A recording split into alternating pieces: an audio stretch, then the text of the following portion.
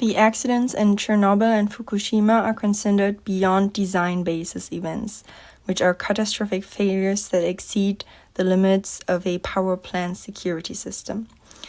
Before Chernobyl, accidents of that kind of severity were regarded as highly unlikely, and governments were therefore rather ill-equipped. The affected reactor in Chernobyl differed from the reactor type predominant in the West. RBMK is the Russian acronym for high-powered channel reactors, and using this reactor type offered advantages such as simpler construction, changing fuel elements during operation, or expanding the reactor at a later date. The waste produced also had a higher rate of plutonium, making it more suitable for the production of weapons. However, the different reactor type also posed noticeable risks. The water coolant, for example, loses efficiency with increasing temperature due to its decreasing density, while the graphite moderator's efficiency stays constant. So in contrast to the reactor types discussed in the last video, this one has a positive void coefficient. Another problem are the control rods, whose graphite ends are to further increase performance when they are not inserted. Upon insertion, those ends lead to initial increasement in performance for the lower part of the fuel rods, which is called positive scram effect.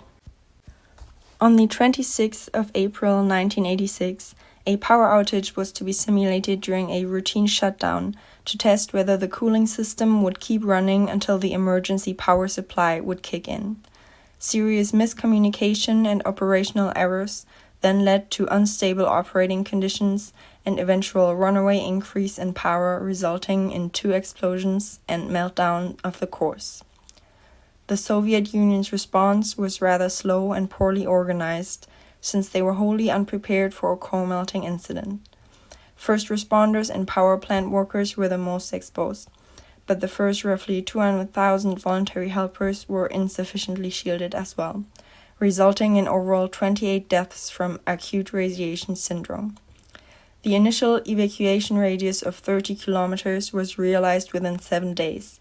However, in the following years, the resettlement area was extended to 4,300 square kilometers.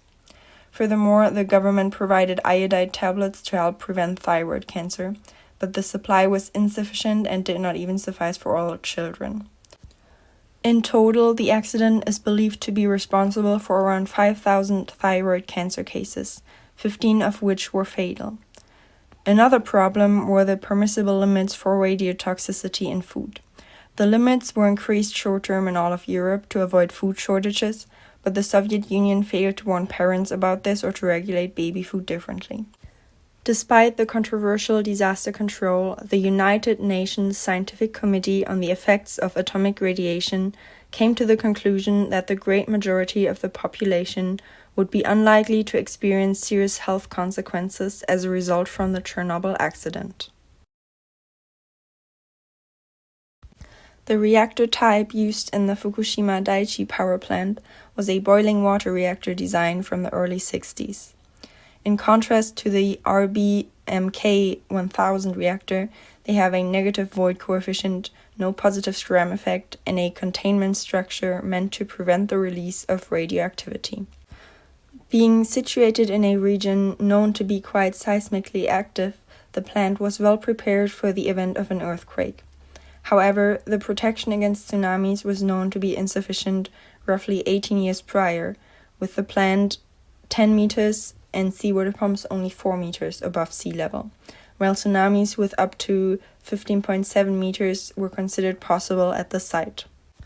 On the 11th of March 2011, an earthquake 130 kilometers offshore hit Japan and produced a 15-meter tall tsunami that damaged the Fukushima Daiichi plant's lower 4 reactors, causing a blackout and making access difficult, as well as affecting the cooling system. Attempts to cool the reactors continued to fail over the course of the following days, eventually leading to a meltdown on 3 of the reactors. Compared to Chernobyl's accident, this happened over a much longer period of time, giving authorities more time to respond. Evacuation was undertaken noticeably faster than in Chernobyl, with the initial radius of 2 kilometers declared roughly 2 hours after the accident was declared a nuclear disaster, and 30 minutes later expanded to 3 kilometers. Early on the next day, it was expanded to 10 kilometers and later that day to 20. Iodide tablets were distributed successfully. Because the management of contaminated water soon became a problem, less contaminated water was released into the ocean to allow for storage of more highly contaminated water shortly after the disaster.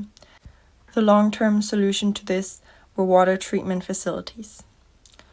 So, although it was possible to shield the wider public from radiation in both cases, the undertaking was very expensive and affected people who lived near the plants and had to be resettled quite strongly.